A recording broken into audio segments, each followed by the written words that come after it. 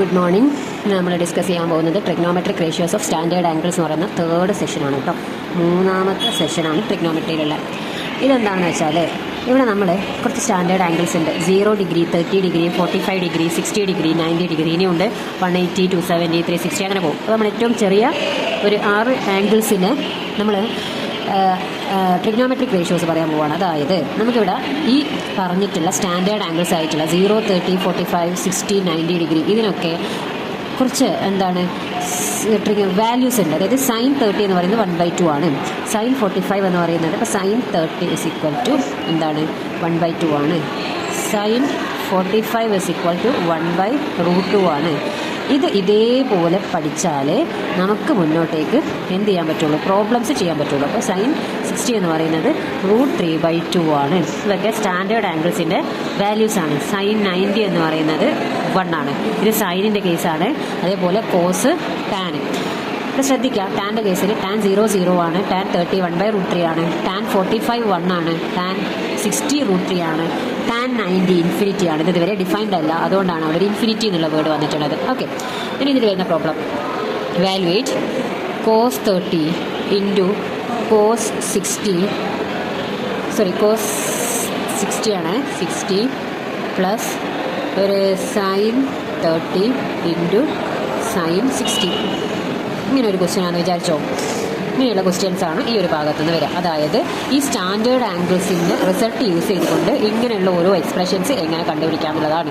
അപ്പോൾ cos 30 എന്ന് പറയുമ്പം ഇവിടെ നോക്കുക, cos 30 ഏതാണ്, cos 30 ഇതാണ് അല്ലേ, കോസിന് കറസ്പോണ്ടിങ് ആയിട്ട് വരുന്നത് അതാണ്. അപ്പോൾ √3/2.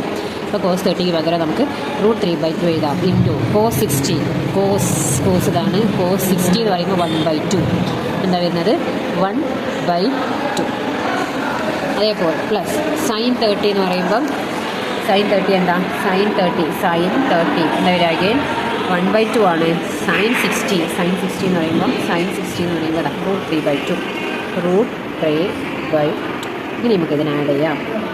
എങ്ങനെ, √3 into 1/2 into 2 plus 1 into √3/2 into, okay, √3 into 1 √3 ആണ് /4 പ്ലസ് 1 ഇൻറ്റു √3/4. രണ്ടും സെയിം ആണ് അല്ലേ. അപ്പോൾ എന്താ വരിക, √3 പ്ലസ് √3, ഡിനോമിനേറ്റർ സെയിം ആണ്. അപ്പോൾ അതങ്ങനെ തന്നെ എഴുതിയാൽ മതി. √3 പ്ലസ് √3 എന്താ, 2√3/4. ഇതായിരിക്കും ഇതിൻ്റെ ആൻസർ. അപ്പോൾ ഇങ്ങനെയുള്ള സ്റ്റാൻഡേർഡ് ആംഗിൾസിൻ്റെ ആൻസർ കണ്ടുപിടിക്കുക എന്നുള്ളതാണ് ഈ ഒരു ചാപ്റ്ററിൽ അല്ലെങ്കിൽ ഈ ഒരു സെഷനിൽ ഈ ടൈപ്പ് പ്രോബ്ലംസ് ആണ് ഉണ്ടാവുക. ഒരു ക്വസ്റ്റ്യൻ കൂടെ ഡിസ്കസ് ചെയ്യാം. sin 45 into cos 60 plus cos 45 into sin 30 എങ്ങനെ ചെയ്യും? ഇവിടെ നോക്കുക, sin 45ൻ്റെ value 1/√2, cos 60 1/2 plus cos 45 again 1/√2 into sin 30 1/2. Okay, എന്താ 1 into 1/√2 into 2 plus 1 into 1/√2 into 2. ഇതെങ്ങനെ ചെയ്യാം, 1 into 1 1/√2 into 2 2√2 plus 1 into 1 1/2√2. Denominator same ആണ്, അതിന് നമുക്ക് അങ്ങനെ തന്നെ എഴുതാം. ന്യൂമറേറ്റർ എന്താ, 1 പ്ലസ് 1, സോ 2/2√2 ആണ്. നമുക്ക് ഇതിനെ ക്യാൻസൽ ചെയ്യാം, 1/√2. ഇത് വേറൊരു ക്വസ്റ്റ്യൻ ആണ്. അപ്പോൾ ഇതേപോലത്തെ ഒരുപാട് ക്വസ്റ്റ്യൻ നമ്മൾ ഈ ഒരു സെഷൻ്റെ അണ്ടറിൽ ചെയ്തിട്ടുണ്ട്. അപ്പോൾ ഇവിടെ അറിയേണ്ട കാര്യം ഒന്ന് ഫ്രാക്ഷൻസിൻ്റെ അഡീഷനും സബ്ട്രാക്ഷനുമാണ്. പിന്നെ ഈ sin 45 cos 60 cos 45 sin 30 ആ ടേബിൾ നല്ല വൃത്തിക്ക് പഠിക്കാം.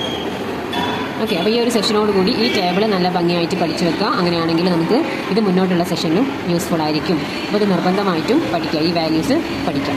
Okay, thank you.